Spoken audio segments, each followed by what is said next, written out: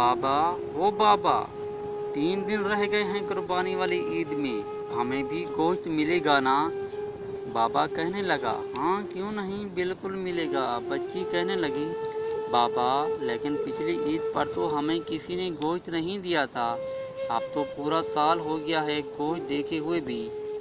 बाबा ने कहा, नहीं शादिया, अल्लाह ने हमें भूखा तो नहीं रखा ना मेरी प्यारी बेटी, हर हाल में अल्लाह का शुक्र अदा करना चाहिए।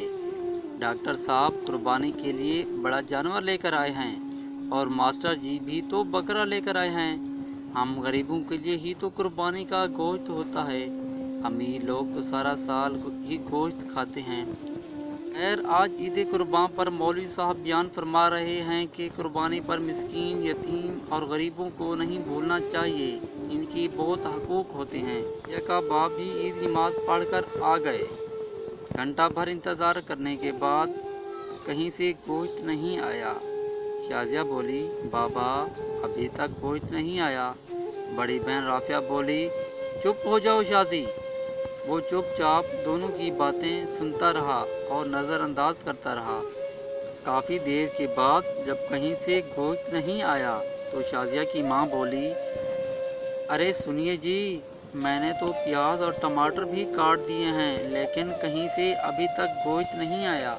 हमारी तरफ गोश्त भेजना भूल तो नहीं गए? आप ज़रा जाकर मांग लें। बाप बोला, शाजिया की माँ, तुम्हें तो पता है हमने तो आज तक कभी कुछ मांगा ही नहीं, अल्लाह पाक कोई ना कोई सबब बना देंगे। दोपहर गुजरने के बाद शाजिया के इसरार पर पहले डॉक्टर साहब के घर गए और बोले, मैं आपका पड़ोसी हूँ, क्या कुर्बानी का गोश्त मिल सकता है? ये सुनना था कि डॉक्टर साहब का चेहरा लाल पीला हो गया और हकारा से बोले, पता नहीं कहाँ से आ जाते हैं गोश्त मांगने, और धड़ाक से दरवाज़ा बंद कर दिया। तौहीन के एहसास से इनकी आंखों में आंसू आ गए और बोझल कदमों से चल पड़ा। रास्ते में मास्टर जी के घर की तरफ कदम उठे और वहाँ भी वही दस्ते सवाल।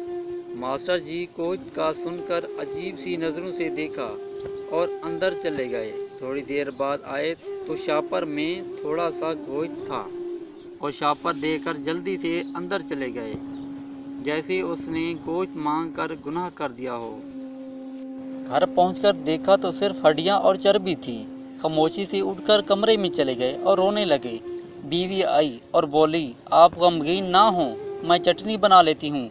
और शाजिया भी कमरे में आ गई और बोली, बाबा हमें गोश्त नहीं चाहिए, मेरे तो वैसे भी पेट में दर्द हो रहा है। ये सुनना था कि आंखों से आंसू आ गए, लेकिन रोने वाला वो अकेला नहीं था, बल्कि दोनों बच्चे और इनकी बीवी भी थी।